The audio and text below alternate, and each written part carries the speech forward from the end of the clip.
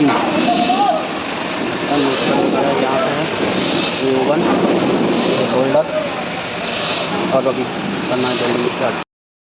ये है हमारा जी पाइप, और ये वॉल के काफ़ी ऊपर भी है। चलो इसको शुरू करते हैं अभी।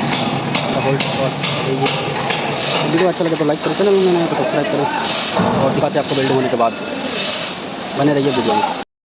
गाइस फाइनली हो गया है वेल्डिंग, हमने देख सकते हैं। वीडियो अच्छा लगे तो लाइक करें, चैनल में नए तो सब्सक्राइब करें।